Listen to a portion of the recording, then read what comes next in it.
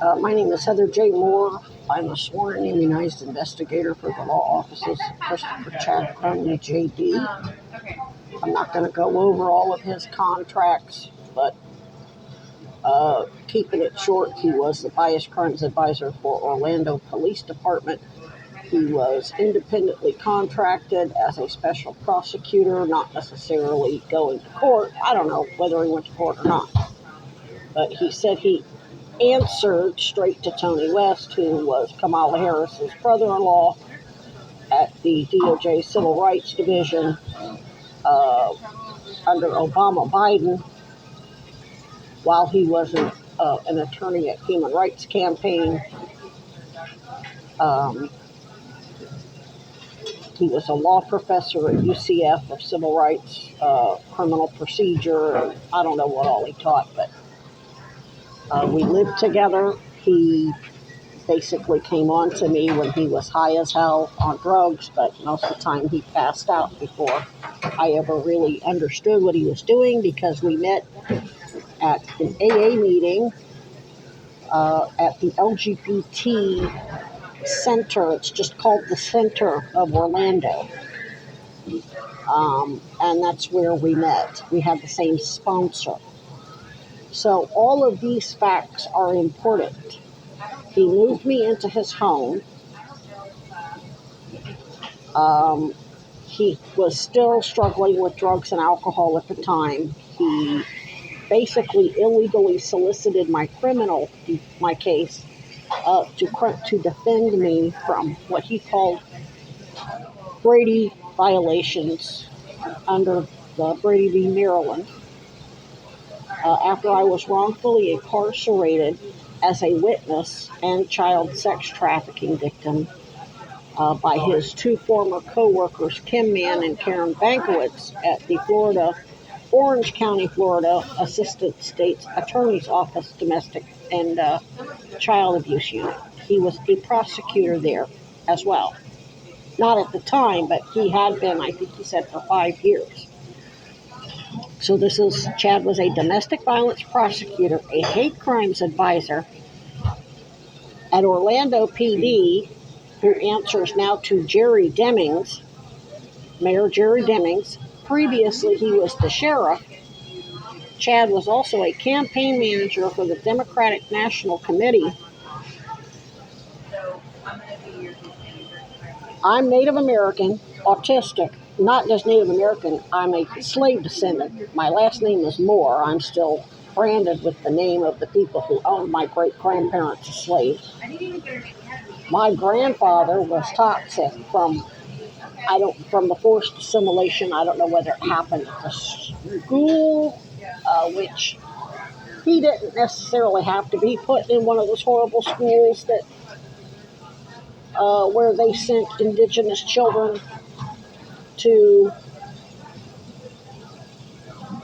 for the purposes of cultural genocide, make them cut their hair and not speak their native language. And in Missouri, that can happen at any public school.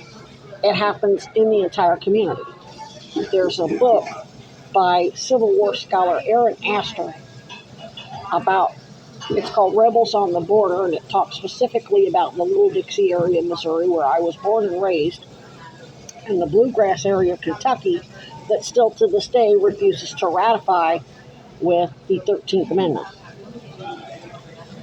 And it says specifically that all of the state offices in Jefferson City is run by a clique of white supremacists operating out of the State University in Columbia, which is about 15 minutes north.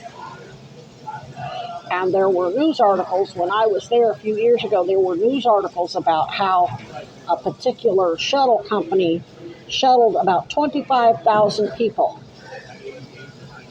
from Columbia down to their jobs in Jefferson City all week, every day of the 5-day work week.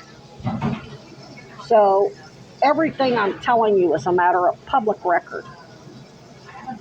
It's not disputed, and that would include the drug trafficking by Bill Clinton And Republicans and Democrats both using their public offices and their private businesses, like Bill Barr apparently owned a fleet of planes that was flying in the dough through Mena, Arkansas, and basically a criminal enterprise has taken over. Well, as a Native American, our government is a criminal enterprise. There was no government per se prior to the colonization of the northern continent and every other continent. The Aboriginals in Australia, just everywhere. I mean, Mexico was colonized by European Spaniards. They just won the southern part of the continent at the Alamo. So instead of my indigenous brethren south of the border being forced to speak English, they're forced to speak Spanish and be Catholic. Whereas up here it's a mixture of Catholicism and Protestant. Anyway, this statement is to assist, give some background into this state of Vermont complaint for relief from abuse against Burlington Parks Ranger Neil Preston. He's been audio and video recorded coming by me and apparently the Special Victims Unit and the Special Prosecutors for DOJ hired by Hochul and probably military JAG Corps, which their surveillance capabilities are beyond anything we can even conceive of. I can tell you that they know exactly what I'm doing in real time. Now, I don't, they meaning the people that are the corrupt cops and public officials, as well as the uncorrupted DOJ and Cousy and Chittenden County Sheriff agents who are investigating the corrupt cops who are participating in the drug and human trafficking that not only involves street drugs like cocaine or heroin or fentanyl, but also hospital-grade drugs, not necessarily just DEA drug diversion by doctors. My mother's family is from Arkansas, and I remember they were all part of that drug cartel. My uncle Roger, like Roger Clinton, but my uncle Roger went to prison for actually a remarkably short period of time for dealing dilaudid. His sister, my Aunt Mary, my mother's sister, he's my mother's brother, Roger's my mother's brother, Mary's my mother's sister, she's an RN. I believe she did her clinicals at Mizzou, the state university in Columbia. I think she went to Columbia College, but a lot of that medical stuff you have to go through Mizzou because Columbia College is too tiny to handle shit like that. But she was definitely part of the dealing of hospital-grade drugs like dilaudid and fentanyl. And the child sex trafficking. I was a mongrel child. She's a racist piece of Klan shit. My father's Native American, so under her and my mother's beliefs were, I'm a mongrel, and my mother couldn't leave my father because my father was too much of a controlling domestic abuser himself. And he, as a federal investigator, since he was Navy Special Forces, he had too many recordings of his own on her and her family members and their crimes so that when she left, he could use that evidence to blackmail anybody into basically coercing her to come back. I mean, we're talking like, I'm trying to think of an analogous situation that's very famous. Ike Turner, Diddy, Epstein, like that. Um, so basically, they're both equally guilty, though their crimes are different. It's still the same. My parents are no less guilty than any Republicans or any Democrats. They like to point the fingers at each other when the shit hits the fan, but at the end of the day, they're both responsible and just blackmail each other, so nothing happens. We're all just kind of stuck. What Neil Preston is doing now, fast forward, I'm now an adult. I'm an autistic savant, invited to join the Mensa Association for my work as a civil rights investigator that suggested the Mizzou football player strike that has them hemorrhaging hundreds of millions of dollars a year because of the ongoing boycott.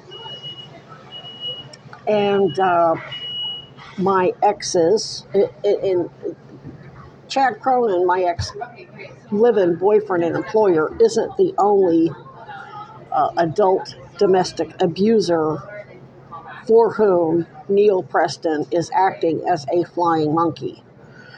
He's also acting on behalf of Christy Jacoby, LCSW, and Beth Sweeney, my primary care provider, who got recorded coming on to me in the exam room. I wasn't offended. It was a mutual, but at the end of the day, when I saw her falsified records and she was continually lying to me, I realized that she was just trying to get a piece of tail while she helped them kill me for profit. She had no intentions of ever helping me or telling me the truth, and those falsified records include accusing me of malingering for narcotics, or they were saying that I was in real pain, but it was chronic back pain when it was actually uterine cancer that can manifest in the back because the uterus swells up and encroaches that sciatic nerve, and the pain, it feels